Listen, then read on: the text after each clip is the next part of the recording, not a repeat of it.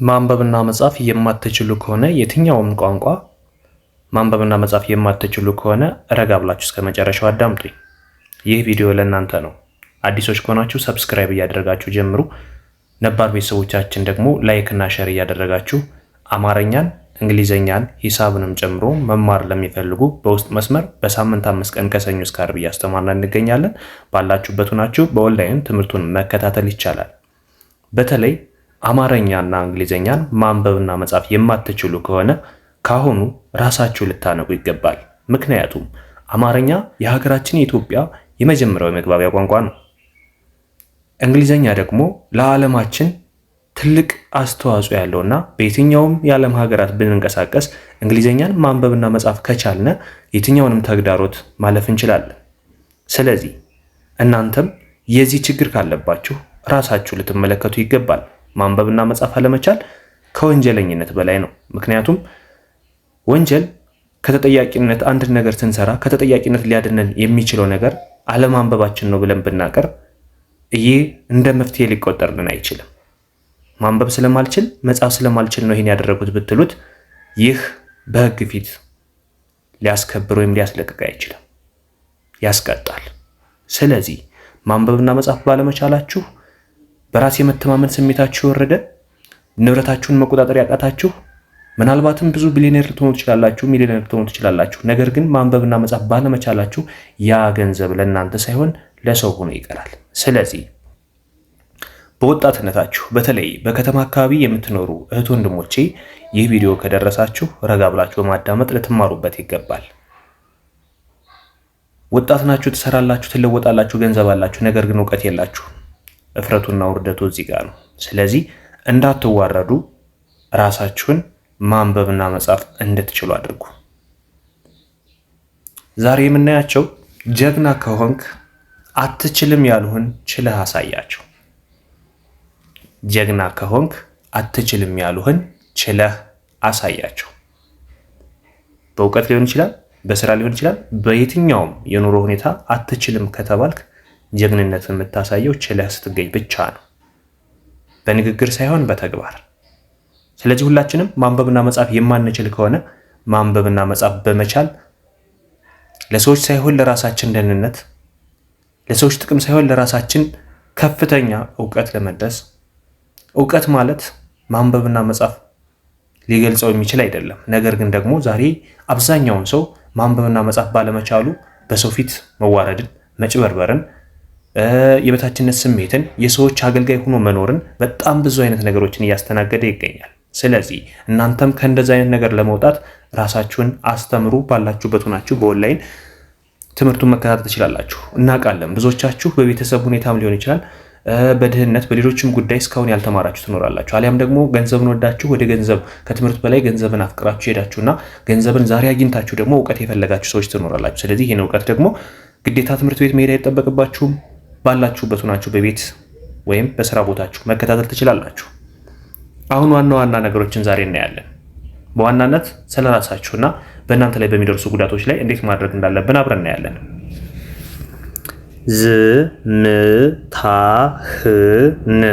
ዝምታህን ያልተረዳ ሰው ምናልባት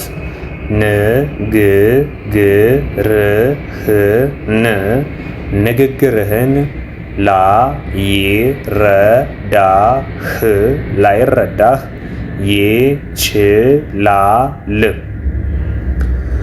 ምናልባት ላይረዳህ ይችላል። አዎ፣ ዝምታህን ያልተረዳህ ሰው ንግግርህን ላይረዳህ ይችላል። አንድ ሰው ዝም ሲል በውስጡ ብዙ አይነት ነገሮችን ይዞ ነው ዝም የሚለው።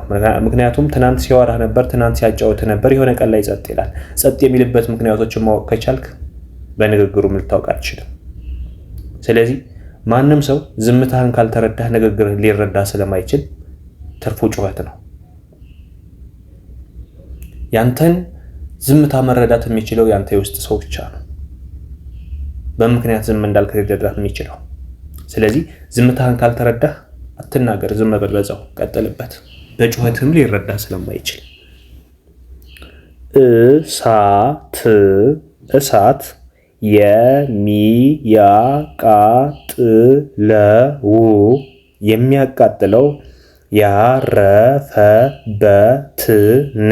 ያረፈበትን ብቻ ነው። የአንድን ሰው ጥልቅ ሐዘንና ሲቃይ በትክክል ሊረዳው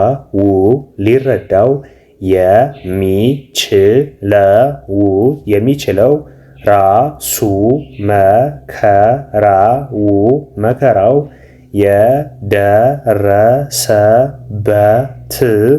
የደረሰበት ብቻ ነው።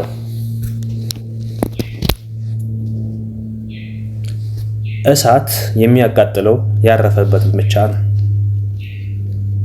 አንድ ሰው ጥልቅ ሐዘንና ስቃይ በትክክል ሊረዳው የሚችለው ራሱ መከራ የደረሰበት ብቻ ነው።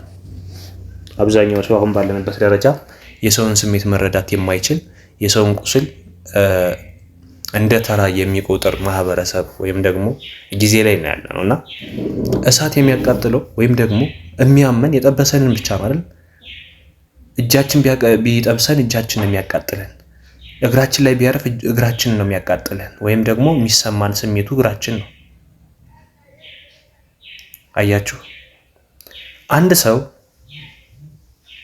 በአንተ ላይ ሲደርስ ብቻ ነው የአንድን ሰው ስቃይ መረዳት የምትችለው። ራብን መረዳት የምትችለው ሲርብህ ብቻ ነው። ህመምንም መረዳት የምትችለው ሲያምህ ብቻ ነው። ከዛ ውጭ ልትረዳው አትችልም። እና አንዳንዶቻችን የእኛን ህመም ሰዎች ያዩታል፣ ነገር ግን አይረዱትም። የዛኔ በጣም እንቆጫለን፣ በጣም እናዝናለን። ለምን አይረዳኝም፣ ለምን አትረዳኝም እያልን እንጮሃለን አይደለም? አትሰሳቱ። የሰው ልጅ በራሱ እስካልደረሰ ድረስ በየትኛውም ሁኔታ ሊረዳ አይችልም። ምናልባት እናትህ ልትረዳ ትችላለች። ከዛ ውጭ ያለው ማንም ሊረዳህ አይችልም። ቁስልህን ማንም ሊረዳህ አይችልም። ህመምህን ያመመው ሰው ብቻ ነው ሊረዳህ የሚችለው። ራብን የራበው ሰው ሊረዳህ ይችላል። ህመምንም ያመመው ሰው እንዴት እንደታመመ ሊረዳህ ይችላል። ባጭሩ ምን ልበላችሁ፣ አንድ ሰው ሊረዳው የሚችለው እዛው ቦታው ላይ ከሆነ ብቻ ነው። እንዳልኳችሁ እሳት የሚያቃጥለው እሳት ያረፈበት ቦታ ብቻ ነው አይደለም? እሳት ያረፈበት ቦታ ያቃጥላል። እናንተም ጋር እሳት ካላረፈ ሰው እንዴት እንዳቃጥለው አይገባችሁ ወይም አይገባቸው። ስለዚህ ያን ያህል ተስፋ መጣል የለብንም። አንድ ሰው ለምን አልተረዳኝም፣ ለምን እንደኔ አልሆንም ብላችሁ ማሰብና መጨነቅ አያስፈልግም። ራሳችንን ብትጠይቀውም እንኳ አንድ ሰው ታሞ አልጋ ላይ ተኝቶ አይተነው ወይም ደግሞ የሆነ ነገር ወቅቶት ወይም በልቶት አይተነው ፊት ላይ ልናዘን እንችላለን፣ ስንለየው እንረሳዋለን። ልክ እንደዛ ነው የሁላችንም ልብ። ስለዚህ እኔ የሆንኩትን ስቃይ ለምን አትረዳኝም ወይም አትረጅኝም ብላችሁ ያን ያህል ጥልቅ ሐዘን ሊሰማችሁ አይገባም። ሁላችንም ራሳችን ብንጠይቅ ከዛ ነገር ዞር ስንል ስለምንረሳው፣ ስለዚህ ራሳችን መጠየቅ መቻል አለብን። በሰው መፍረድ ብቻ ሳይሆን ራሳችንን መጠየቅ መቻል አለብን። አብዛኛው ሰው መሆናችን ወይም የሰዎች ችግር ይሄ ስለሆነ እና ከቻልነ የማንንም ህመም ብንረዳ መልካም ነው። የማንንም ስቃይ እሱ ቦታ ላይ እሱ በሚሰቃየው ቦታ ልክ እኔ በሆንስ ብለን መረዳት በጣም ትልቁና ዋናው ነገር ነው። ግን ካልቻላችሁ ደግሞ አትፍረዱበት። የየራሳችንን ባህሪ ጠለቅ ብለን ብንመረምረው እንደዛ አይነት ነገር ስለሚሆን ሁለቱንም በተመጣጠነ መንገድ ማየት መቻል አለብን። አንደኛው የችግሩ ተካፋይ እኔ ብሆንስ፣ የችግሩ ባለቤት እኔ ብሆንስ ምን ላደርግ እችላለሁ፣ ከዛ ሰው ላይ የደረሰው ችግር ከኔ ላይ ቢደርስስ የሚለው በጣም ትልቁና አንደኛው ቁም ነገር ነው። ግን ደግሞ ይህንን ማድረግ ካልቻሉ ሰዎች ይህን ማድረግ ካልቻሉ ወይም ካልቻላችሁ ደግሞ በሰው አትፍረዱ። ለምን ይህን አላደረገም፣ እኔ ታምሜ ለምን ዝም ብሎ ያየኛል፣ ወይም ደግሞ እኔ ታምሜ ለምን አይገባው፣ ለምን አይረዳውም ብላችሁ ብዙ ጊዜ አትጨነቁ። ኦኬ። ሌላው ያልፋል የሚለው ተስፋ ባይኖር የህይወት የህይወት ጉዞ ጉዞ እጅግ እጅግ አድካሚ ይሆን ነበር። ያልፋል የሚለው ተስፋ ባይኖር ኑሮ የህይወት ጉዞ እጅግ አድካሚ ይሆን ነበር። ብዙ ጊዜ ተጎድተንም እኮ ነገ ሌላ ቀን ነው እንላለን አይደለ? ለምን? ተስፋ ስላለን ነገ ሌላ ቀን እንደሚመጣ፣ ዛሬ ጨልሞ ነገ እንደሚነጋ ተስፋ አለን አይደለ? ጨልሞ ቢቀርስ ምን ሊውጠን ይችላል? አስቡት። በጨለማ ብንውል ብናደር ምን ሊውጠን ይችላል? ግን እግዚአብሔር አለ፣ ነገ ሌላ ቀን ነው እንላለን አይደለ? እንደ ጨለማ አይቀርም ይነጋል ብለን ተስፋ አለን አይደለ? በተስፋ ነው። ላይነጋ እኮ ይችላል። በተስፋ ነው። ያ ቀን ላይለወጥ እኮ ይችላል። ግን ተስፋ አለን እንደሚለወጥ፣ ይለወጣል የሚል አእምሯችን ላይ አዲስ ቀን እንደሚመጣ ተስፋ አለን አይደለ? ስለዚህ ይሄ ተስፋ ባይኖር ኖሮ ሁላችንም ይቺ ህይወት በጣም አድካሚ ብቻ ሳይሆን አጥፊም ትሆንብን ነበር። እና ምን ልላችሁ ፈልጌ ነው፣ ምንም የማትችሉ ሰዎች፣ ማንበብ መጻፍ የማትችሉ፣ ስራ መስራት የማትችሉ፣ ስራ ስትሰሩ የተበላሸባችሁ ወይም ደግሞ እቅዳችሁ ያልተሳካላችሁ ሰዎች ተስፋ አትቁረጡ። አሁንም ሞክር፣ አሁንም ሞክሪ። አሁንም ከትናንትናው የተሻለ ነገር ታገኛለህ። ስትሞክር ትወድቃለህ፣ ስትወድቅ ከውድቀት ትማራለህ። ስለዚህ ስንሞክር መውደቃችን አይቀርም። ለምን ወደቅን ብላችሁ አታልቅሱ።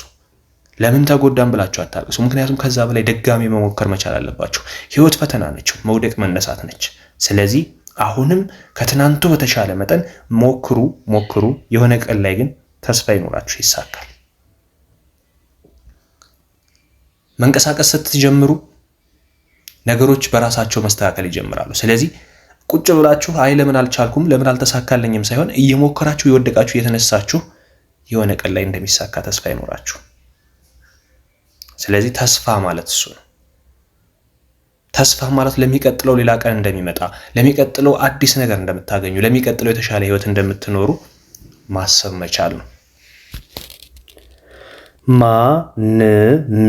ማንም ከልክ በላይ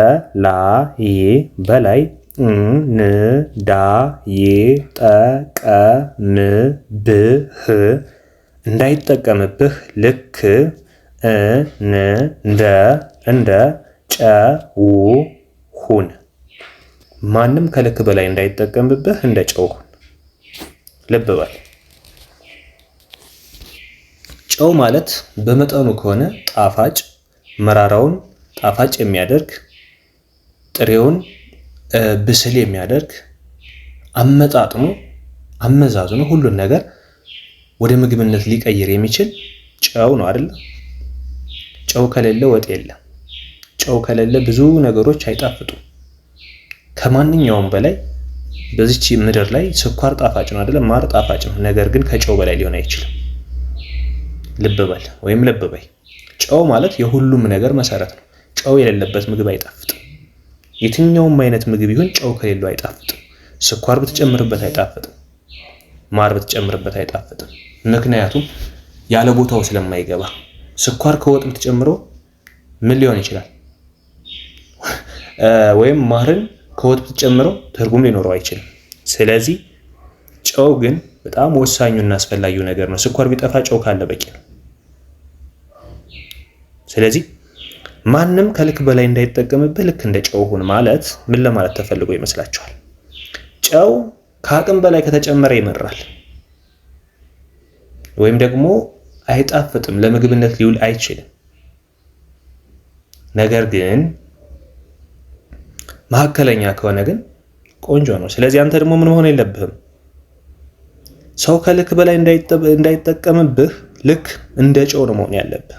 ጨው ከበዛ ከልክ በላይ ይጠቀምብህም አይደለ? ሰው ከልክ በላይ ከሆነ ማንም ሊጠቀምብህ አይችልም። አንተ ግን ከልክ በላይ እንዳይጠቀምብህ መምረርም መጣፈጥም መቻል አለብህ። ሚዛናዊ መሆን መቻል አለብህ። በእውቀትም በአስተሳሰብ በእያንዳንዱ ነገር ማዕከላዊ መሆን መቻል አለብህ። ከዛ ውጭ ግን ማንም ሰው እንደፈለገ ሊጠቀምብህ ይችላል። መጠቀሚያ እንዳትሆኑ ተማሩ፣ አንብቡ፣ ጻፉ። ማንበብ መጻፍ ያልቻለ ሰው የሰው ባሪያ እንደሆነ ይኖራል። ስለዚህ እናንተም የሰው ባሪያ ሆናችሁ እንዳትቀጥሉ፣ ሁሌም የሰው ጥገኝነት ይሄን አንብብልኝ ይሄን ጻፍልኝ እያላችሁ ጥገኝነት እንዳይሰለቻችሁ፣ የበታችነት ስሜት እንዳይጫወትባችሁ ሁልጊዜም ማሰብ ማስተዋል ይጠይቃል። ማንበብና መጻፍ ያልቻለ ሰው መጪው ዘመን በጣም ከባድ ይሆናል። ስለዚህ እናንተ ራሳችሁን አዘጋጁ፣ ማንበብ መጻፍ ቻሉ እያልን ምክራችን ልንለግሳችሁ እንወዳለን። በውስጥ መስመር መማር የምትፈልጉ ካላችሁ በሳምንት 5 ቀን ከሰኞ እስከ ዓርብ እያስተማርን እንገኛለን። በኦንላይን ከማንኛውም ከፊደልም ጀምራችሁ እንግሊዘኛና አማርኛን እስከ የትኛውም ደረጃ ማንበብና መጻፍ እናደርሳችኋለን። በተለይ ማንበብ የቻላችሁ መጻፍ የምትቸገሩት ደግሞ በአጭር ጊዜ ማንበብና መጻፍ እንድትችሉ እናደርጋለን። በውስጥ መስመር ለመማር ባዮ ላይ እዚህ ከታች በምናስቀምጥላችሁ ስልክ በኢሞ፣ በዋትስአፕ፣ በቴሌግራም አናግሩን፣ እናስተምራችኋለን። አብራችሁኝ እስከዚች ሰዓት ቁጭ ብላችሁ ስታዳምጡኝ የቆያችሁት ወንድሞቼ ከልብ ነው ማመሰግነው። መልካም ጊዜ ይሁንላችሁ።